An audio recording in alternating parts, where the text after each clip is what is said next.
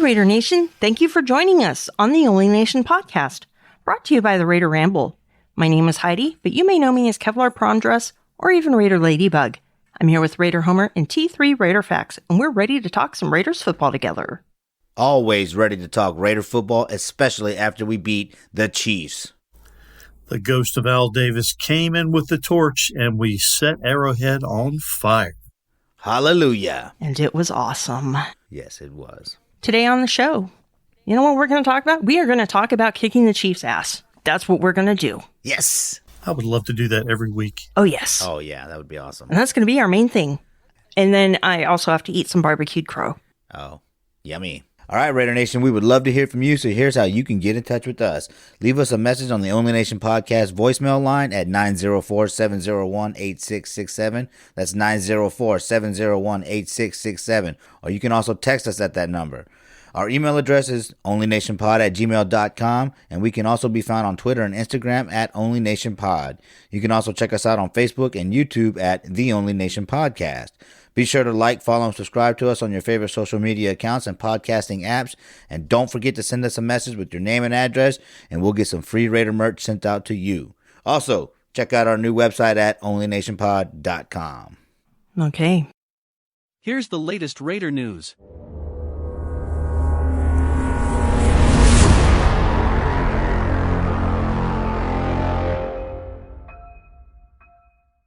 The Raiders pulled off a feat that most people thought was impossible.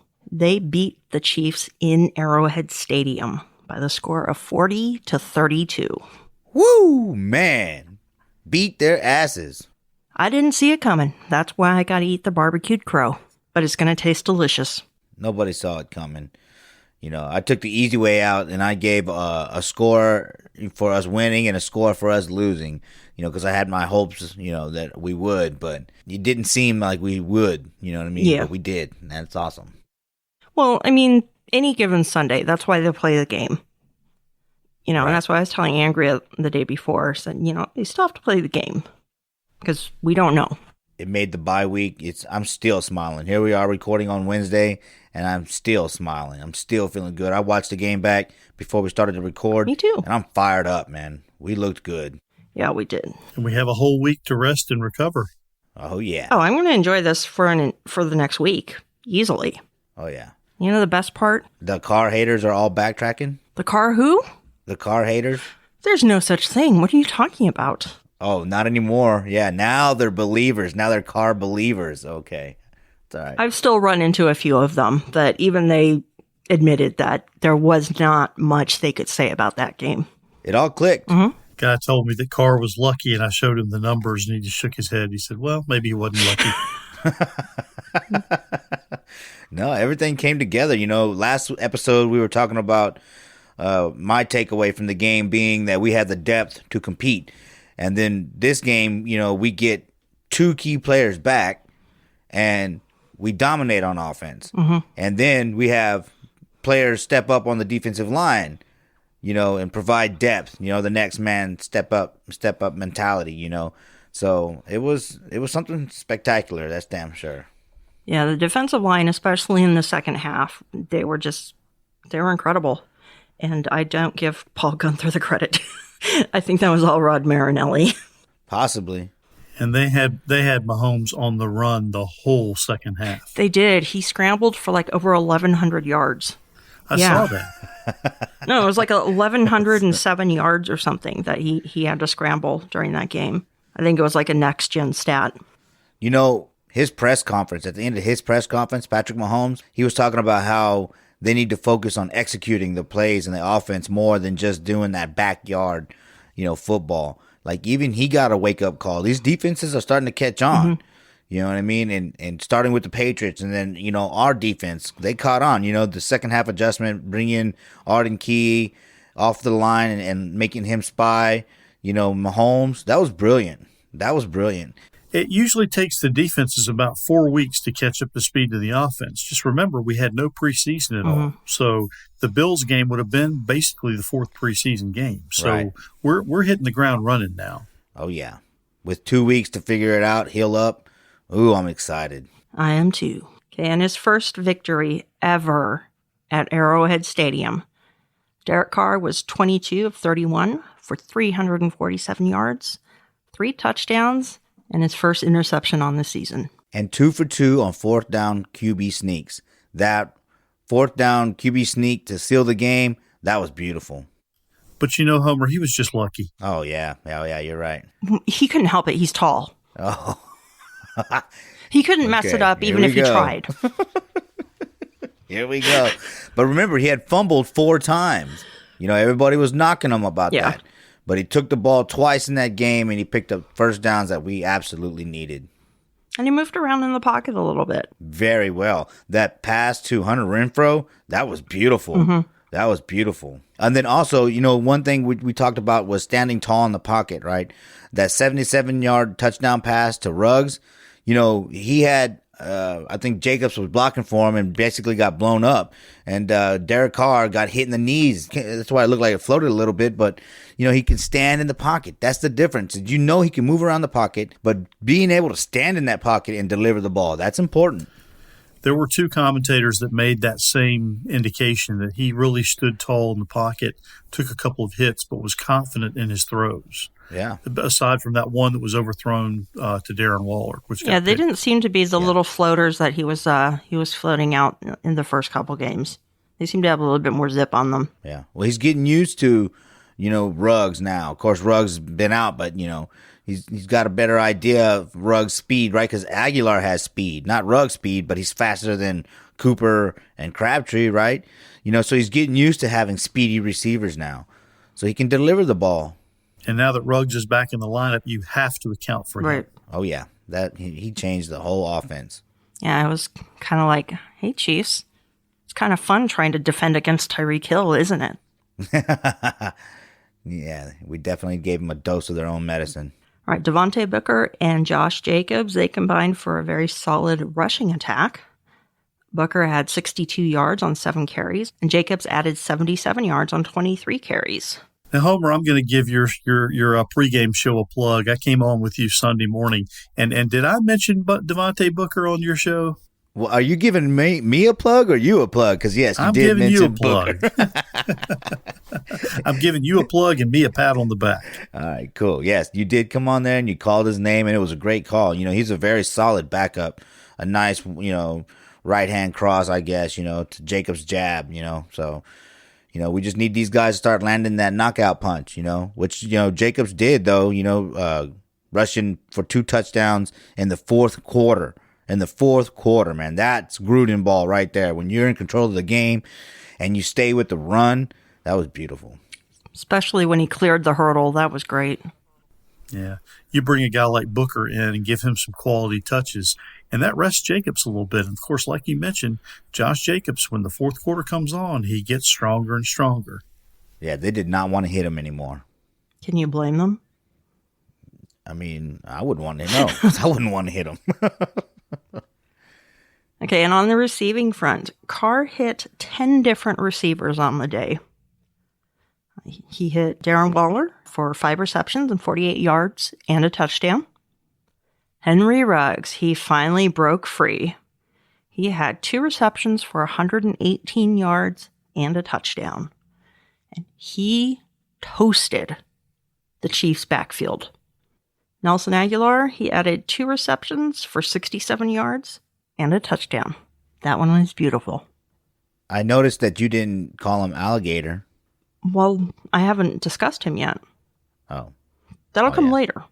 Oh, okay. And then Hunter Renfrow, he only had that 1 reception, but it was for 42 yards, and it was a beautiful one. On 3rd and 18, and we needed that one. Mm-hmm. 3rd and Renfrow. Came through. All right, on defense, the Raiders really woke up in the second half. Nevin Lawson had a game, and he led the defense with 6 tackles and a sack. Corey Littleton and Jonathan Abram added 5 tackles. Jeff Heath grabbed an interception, and I was cheering my ass off. And Max Crosby and Chris Smith each added a sack to make 3 on the day. The Raiders defense put up 32 pressures against Patrick Mahomes and the Chiefs. Cleveland Farrell added 9 pressures on his own.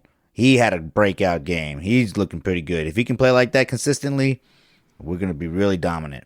Amen to that. The most pressures that Cleveland had in a previous game was 3.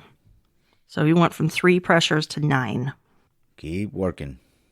All right, and Daniel Carlson added 10 points to the cause by going 2 for 2 on field goals and 4 for 5 on PATs. Of course, when he missed that PAT, we're all like, no, not again. But he came through for the most part. Hey, 5 PATs in the game, I'll take that. Yeah, oh yeah. Well, his leg was probably getting sore. True. All right, in the Chiefs game, we had some key players return from injury, most notably Trent Brown and Henry Ruggs III. Man, Trent Brown played his ass off. I thought he was going to have a hard time, but he played, 100% of the snaps? Hats off to Trent Brown.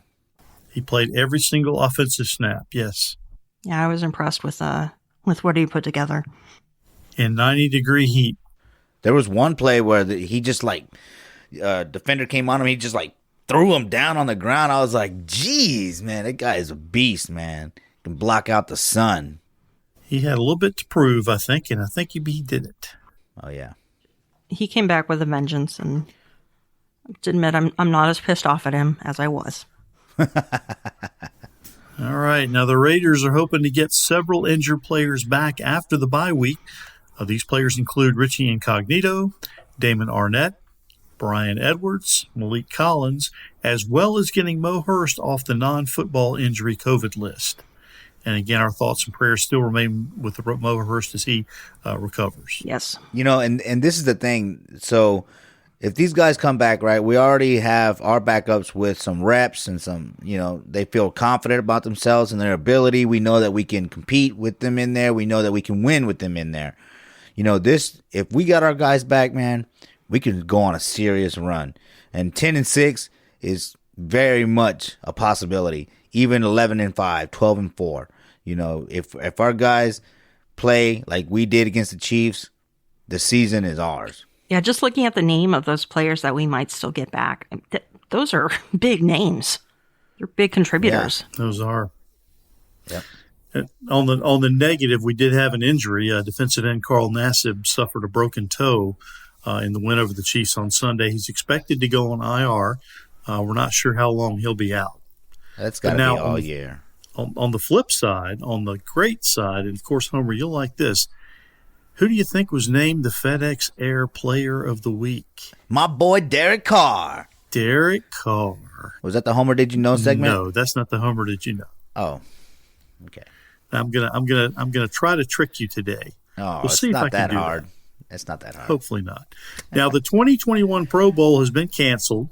Boo. But the reason why they did that is because Las Vegas has now been awarded the 2022 Pro Bowl instead. So that's okay. I guess we're just going to have to wait a year and then do our show live from Allegiant Stadium. What do you think? I'm down. I'll do it. Let's do it. And what's also interesting is, what was it, Super Bowl 54, 55? The one that's in New Orleans has been pushed back a year. So now there is an opening for a Super Bowl. And Allegiant Stadium let the NFL know they would be interested in it. I believe that would be in 2024. Way to go, Mark Davis. I believe you're right. Yeah, so we might be getting a Super Bowl sooner than we thought. What if we played in that one? That'd be awesome, right? But, kudos to Mark Davis for, putting all that together, working with the city of Las Vegas, taking the steps forward for the organization, to become valuable, have money. People were knocking them not having money all the time. Al Davis had to sell off the team until he only had 51%, but he has made some really good business moves, and now it's going to start coming in. The money's going to start rolling in, and these players are going to want to come, and we're going to be able to pay them. Wouldn't it be something for the Raiders to host a Super Bowl in Las Vegas? That'd be awesome. I'll be there. That's the goal. On to the next segment. And now it's time for another Heidi's High Five.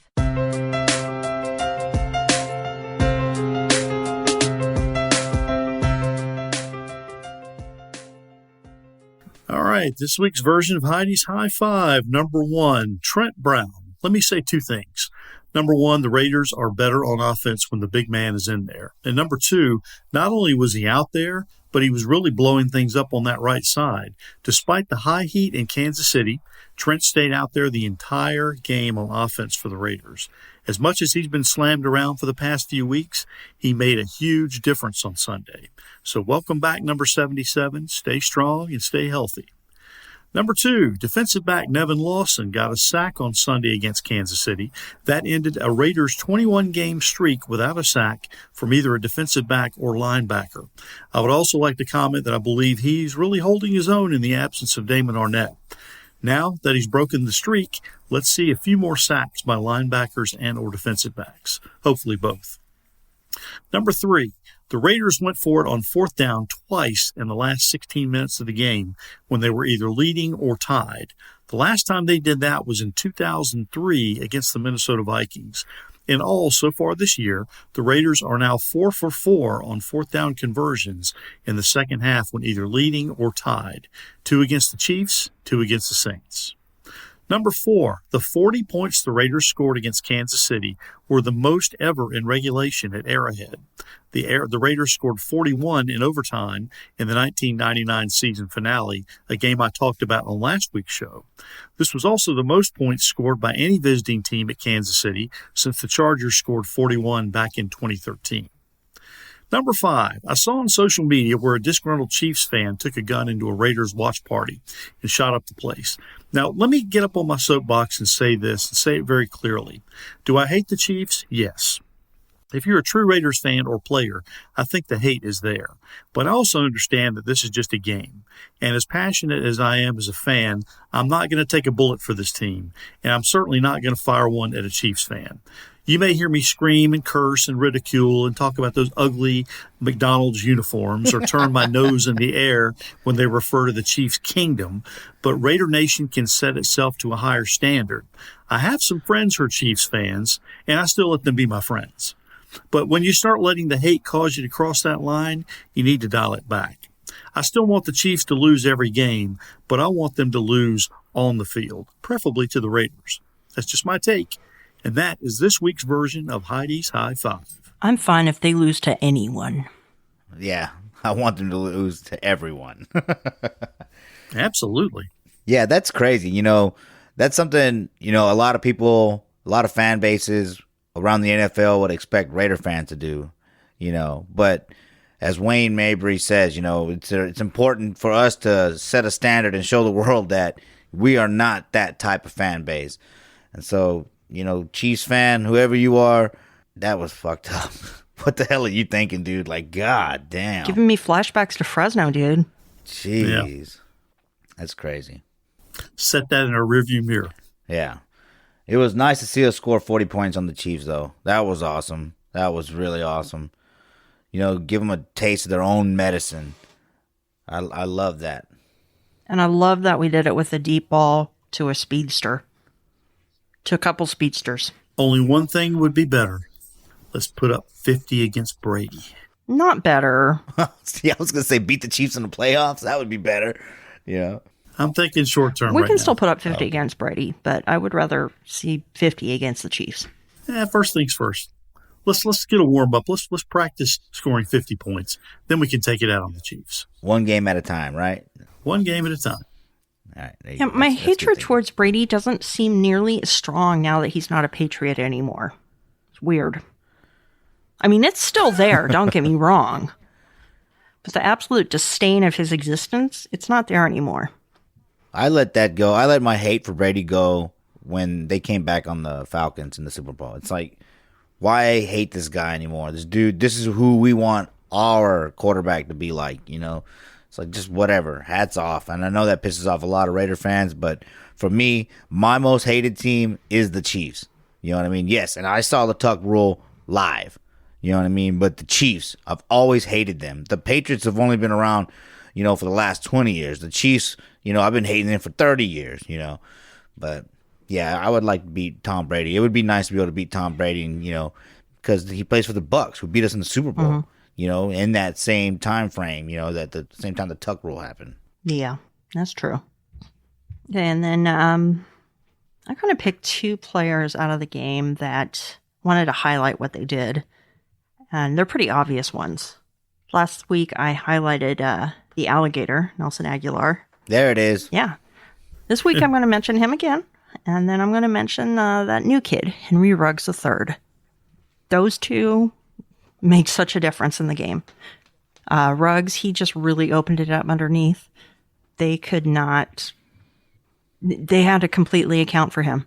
And then when Ruggs was covered, the alligator was free.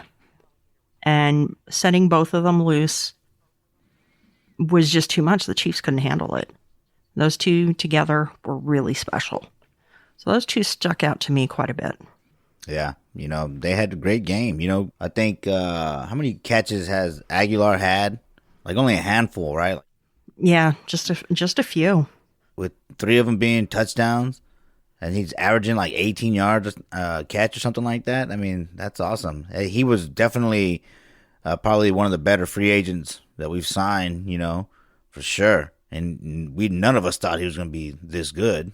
But hopefully, though, he can be consistent, though. We need him to be consistent through the season. Well, I think this change in scenery has done him really good. Sometimes that's all what a player needs. And getting out of Philadelphia, that could definitely do that for anyone. Yeah, this Absolutely. is definitely shaping up to be the best wide receiving core that Derek Carr has had, period, in the NFL. Definitely the deepest and fastest. Yes. And you know what I like about Aguilar? What? I get flashbacks of Crabtree, the number 15. He's faster than Crabtree, though. But he's kind of like a little safety blanket. He's got the good hands. Yeah. His hands have actually been better than Crabtree's. Exactly. That's what I was going to point out, though, is that so far this group is not dropping balls like those guys did. Those guys were good, and they helped us get to the playoffs, but they were dropping balls left and right. So how much better could we have been if they hadn't done that? Yeah, and he's providing that veteran presence. And so it's just every time I see him pull in another reception, I'm just kind of like, oh, Crabtree. And how much more will we be talking about him if we just have Foster Moreau take one step back No kidding. off the line of scrimmage? against No Buffalo. kidding. Who stuck out to you, Homer? Yeah, well, I went with Nevin Lawson. Everybody's been talking about, next man up, next man up. Well, he was the next man up, and he played well. He played 90% of the snaps. He had 5 solo tackles and an assisted one for a total of 6. We talked about that earlier, and the QB hit and then a pass defense. But he was around the ball a lot. I was thinking that they were definitely going to go after him because Trayvon Mullen's been playing so well. Nevin Lawson was playing so well that they went the other way. They didn't really try to go after him a whole lot except for that first time in the first quarter into the end zone to Tyreek Hill, which he got called back because of a holding penalty. But Nevin Lawson, he played really well. He was the next man. He stepped it up. He stepped up. We need him to, and he did it. So hats off to Nevin Lawson. And then my second guy is Nick Kwiatkowski. All right. He doesn't have like stats that stand out or, pop out in your eyes, but he plays 64% of the snaps on defense and 16% of the snaps on special teams. All right. So he had 2 solos, a combo, and a pass defense. But the play that really stands out in my mind was the toss to Tyreek Hill. And he went, because that's the one that they had run into the end zone. They scored a touchdown on us in the first quarter. And then in the third quarter, they tried to do that again. And Kwiatkowski, he figured it out. And he ran through there and he blew it up. And he hit this wide receiver and knocked him onto the ground. And he hit the offensive lineman fell on the ground. And then Tyreek Hill fell on the offensive lineman. And then Abram came in and smashed Tyreek Hill. Like hitting people that hard, when you can't really get to the ball carrier, sets the tone for the defense, and he was covering well, even though he was only in there for 64% of the times because Morrow was coming in on third downs, but he was still covering well. And there was a couple plays that really stood out, other than him blowing up the wide receiver on the toss. It was a screen that he had noticed, and he had shot that gap. Of course, the screen was incomplete, but he was in position to stop that play. And against Buffalo and New England, we had a hard time stopping the screen, especially against New England. So he really does make a difference on this defense. And he's a hitter, man. I love it. I love that we have him and Abram back there hitting people because people aren't going to want to keep facing those guys, if they stay healthy. The dude is one of those guys who makes everybody better around him. Right. And you need that from the guy wearing the green dot. Mm-hmm. Yep. All right, the guy I want to talk about is Cleve Ferrell. Now, this is going to be kind of a cumulative achievement award. Now, back in December of 2018, almost 2 years ago, I was already talking about him as a potential Raiders first-round pick.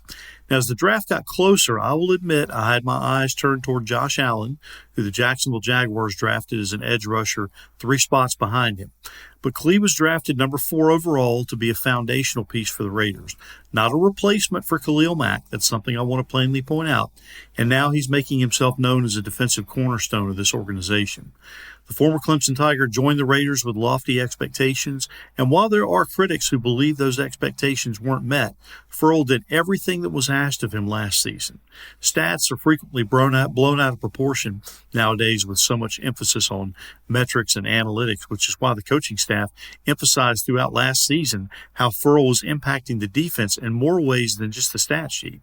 Clee came in here as a highly drafted guy. I always tell him, I don't care how you were drafted or how you get here, you're now a Raider. That's what defensive coordinator Paul Gunther said back during training camp. So however you get here doesn't matter. It's what you do once you get here. Cleveland's had a lot of snaps last year, outside on first and second down, and we put him inside on some. He's a guy we can move around. He's back in tremendous shape. He looks like a different guy. He's a lot quicker. He's a lot stronger. So I'm looking for big things from him this season. And all this was said during the offseason. And remember, last year, Cleve was sick with the virus and lost a bunch of weight, but he didn't complain. He simply powered through and did everything that was asked of him. And in spite of all that, he still had to hear all the media talk about him being a first-round bust and how much for reach he was for the Raiders. Ferrell has set a few individual goals for the upcoming year. I feel like for me, I just go back and always set goals for the offseason, and I set goals for the year, Ferrell explained to reporters before the first game against Carolina. My goal for the year kind of drives my goal for the offseason, and that's to always focus on winning the Super Bowl. So there you go. So I feel like in order for us to do that, I have to be ready to do what's asked of me. For me, I want to be a cornerstone in this organization, and I'm a guy that plays up and down the defensive line. I had to put on a lot of weight and gain a lot of knowledge through the offseason in order to do that. Gunther mentioned last season that Ferrell was focusing too much on the mental aspect of the game rather than trusting in his physical gifts, and the 23-year-old second-year pro sees that now. Understandably, there's a learning curve that all rookies experience, but Ferrell feels confident in what's being asked of him this year, and he credits a portion of the confidence he's gained to working with defensive line coach Rod Marinelli. Now, the emergence of Max Crosby alongside Ferrell was a pleasant surprise last year, and the Raiders expect the duo of Salt and Pepper to be a force moving forward. The expectations that burdened Ferrell during his rookie season still exist, but now he has the knowledge and confidence to exceed them. Anything that's asked of me, I'm ready to do now and do it at a very high level. And that's a quote from Clee, my guy, number 96. Excellent. Yeah, he had a good game. I like that one play where he came free at Patrick Mahomes, and then Patrick Mahomes tried to throw to the flat, and he just got his hand up there and knocked that ball down. Those are important plays. It's not always, yes, you want to get the sacks, but it's not always about getting the sacks. It's about not deflecting the ball, being in position, set and contain. And like you said, he can move in and out. That's important. There was another play where he was being blocked, and Patrick Mahomes tried to run through the B gap, and he broke off, and he hit Patrick Mahomes and brought him down. Of course, Patrick Mahomes made it across the the line of scrimmage, but just a yard, though. So it didn't count as a sack. But he stopped him. That was the key thing, is that Patrick Mahomes didn't just run down the field and pick up a first down. He stopped him. One of his teammates commented this past week, and I can't remember who it was, but he said, what Clee does probably better than anybody else on the team is he eats up blockers. Yeah, that's what we need. I was excited when we drafted him.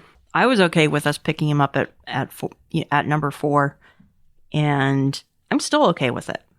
A lot of people consider him a bust. I was excited. I was very excited. And I'm still excited that we got him. He is proving his worth. Oh, yeah. It's not always stats. Right. Okay, no game predictions this week because we are on a bye. I predict that we will not lose this week. I predict you are correct. Unless unless, we catch, the COVID like the Tennessee Titans did. Let's just hope that we win the bye week with our players being smart, staying at home, studying, working out, taking a mental break and being with their family. But be smart out there, and let's beat the virus, as Gruden says. That's our opponent during this week. So we got to beat the virus. All right. So, Raider Nation, if you want to join the discussion and give us your predictions for the Buccaneers game, give us a call at 904-701-8667. That's 904-701-8667. You can leave us a voicemail or a text message at that number, or send us a message via social media, and we'll share your thoughts. All right. And we have a couple of voicemails that came in this week. Let's listen to them. Ladies and gentlemen, this is Raider Steve, Richmond, VA. How are y'all? It's been a week. Actually, it's been a couple weeks since I called in. I'm just going to get right to it. When I called before, I said that when we beat the Saints, we let the Chiefs know we were coming for them. And, well, I'm gloating. This is Raider Steve gloating. Chiefs, guess who's in your division, brother? Nonetheless, I hate getting into analytics, but I will say that you notice Raiders are playing a lot of penalty-free football and winning time of possession. That is a tough combination to beat. Got to give it to Paul Gunther. On one hand, defensive coordinator, opponents just scored 30 points against you. Hey, man, what'd they do? Hold them to, 8 or something, 10 in the second half. Gunther came up with a plan and had the troops rolling. Good. God bless America. So he's going to have a good bye week, huh? Other thing is, Ruggs really makes a difference, huh? Wow. Anyway, looking forward to y'all's podcast. What a hell of a win. I think after the bye, I think we've got the Chargers after that. So I think we've got reasonably soft schedule. This is going to be exciting. Oh, wait. We might have Tampa. Well, that'll be fun, too. All right. Hey, looking forward to your podcast. Thank you, Raider Steve. And Raider Steve, I certainly will enjoy this bye week, and I'll have visions of Brady going down and going down hard, dancing in my head. Quarterback must go down, and the quarterback must go down hard. Amen to that.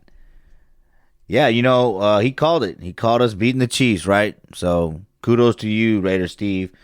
And then, we were talking about Gunther a little while ago. We didn't know if it was Marinelli or Gunther, but one thing's for sure, like Gunther, he saved his job for now, because if you can do that against the Chiefs, there's a possibility that you can do that against anybody in this league, especially if our guys are coming back healthy after this bye week. All right, and we got another one from Craig. Well, y'all, this is Craig from Oklahoma. Kind of wondering, do you guys think that Henry Ruggs is going to break out of his shell sometime? I know he's been injured, but even before he was injured, he wasn't getting many targets. He was just basically out there as a decoy.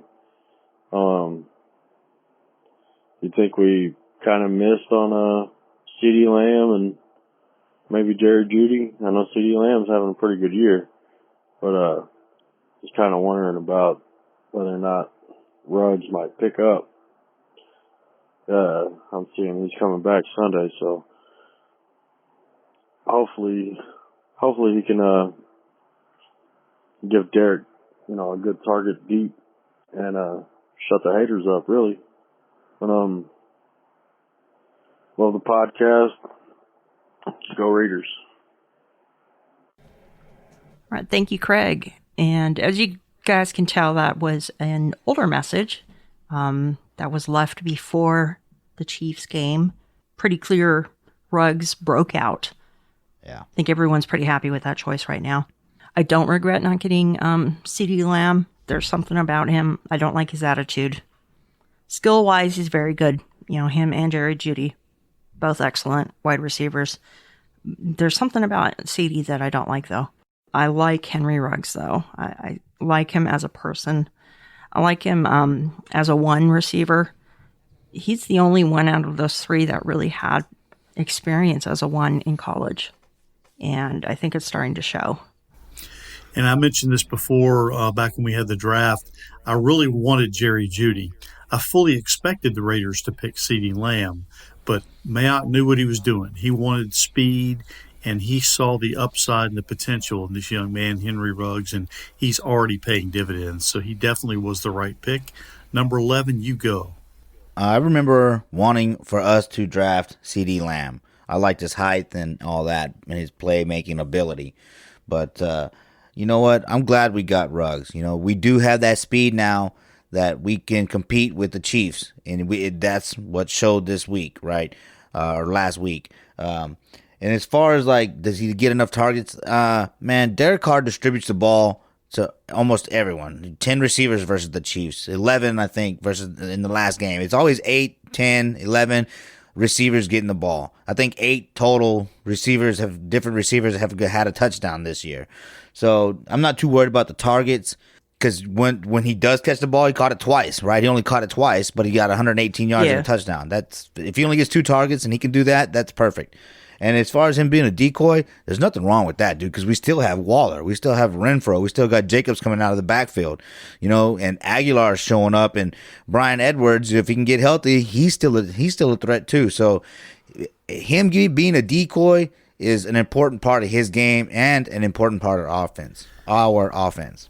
Al Davis used his speed guys as decoys all the time. Yeah. That's football. That guy, Cliff Twig. Oh, no. Cliff Branch. Speed kills. Yeah. He was a freaking tree. A redwood. Okay, and then we have one more message. It's actually from Craig in Oklahoma. And this was sent after the Chiefs game. Just a text. How about that win? Derek Carr with his first W in Arrowhead. Hashtag fuck the Chiefs. Hashtag just win, baby. Craig in Oklahoma. Got that right, man. Yeah, hashtag fuck the Chiefs. That's my favorite hashtag. I've seen that once or twice the past week. And, of course, it's spelled F-U-K-C. Ha ha. Yeah. And then that brings us to our next segment. Hey Homer, did you know?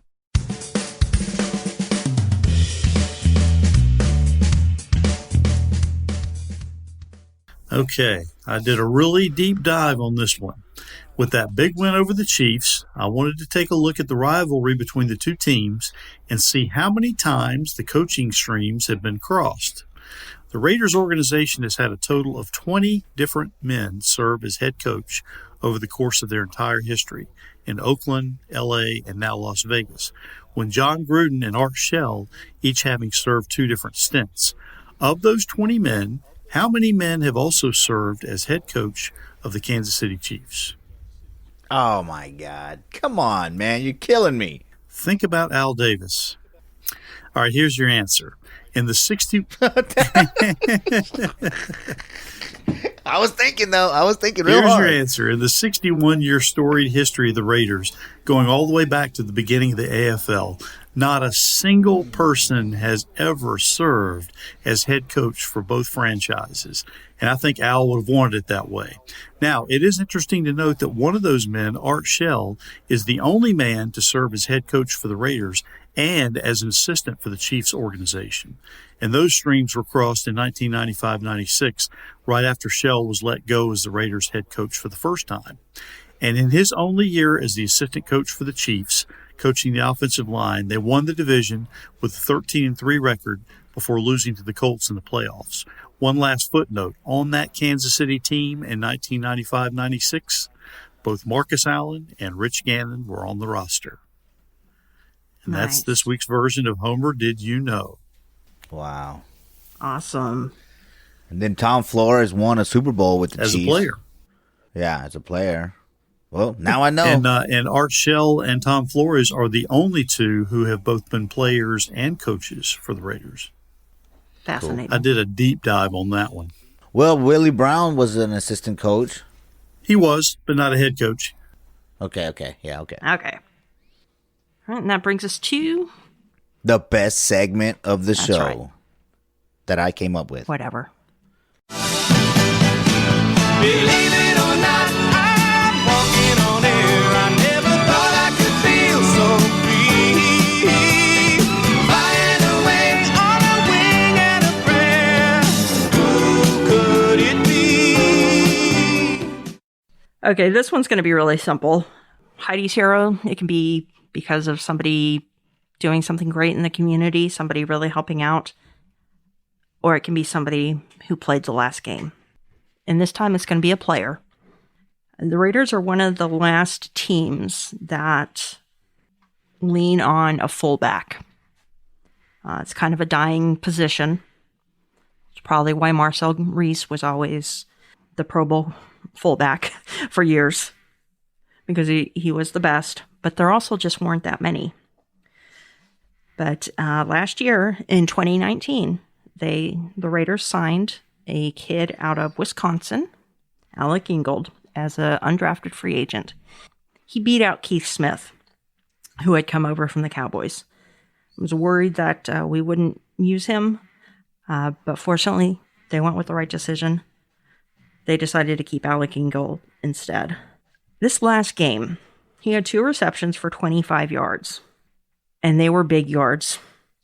And also, there's a Chief who's still looking for his helmet because of him. Yeah. That was awesome. Yes. Nothing really special beyond that. He does great. He's learning how to block better. He is a very valuable part of the team, but he's almost an unsung hero sometimes. So that's why this week, he's my hero, Heidi's hero. He's a great addition to this football team. You talk about the fullback position dying out, but it doesn't have to, especially with somebody as athletic as him. When he jumped over that defender and then plowed into another one in the same play within 2 or 3 steps, I was amazed. And then, he's good at short yardage carries. He can block fairly well.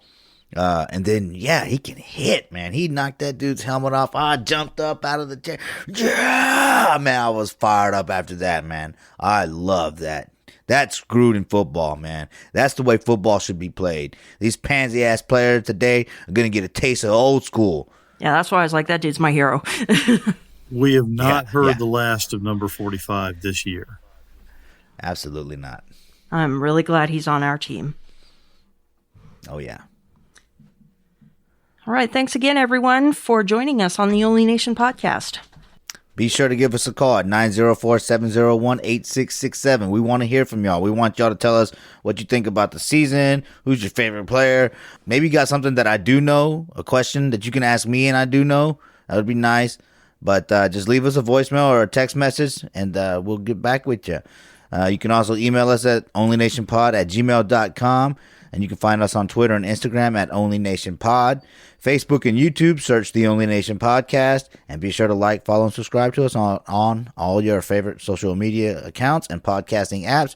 And don't forget to send us a message with your name and address, and we'll get you some free Raider swag sent out to you. Also, check out our new website at OnlyNationPod.com. Until next time, everyone, go Raiders. Go Raiders. Enjoy the week, enjoy the rest, and car haters, you may now sit down. Mic drop. Oh, they're backtracking. I love it. Oh, I love it.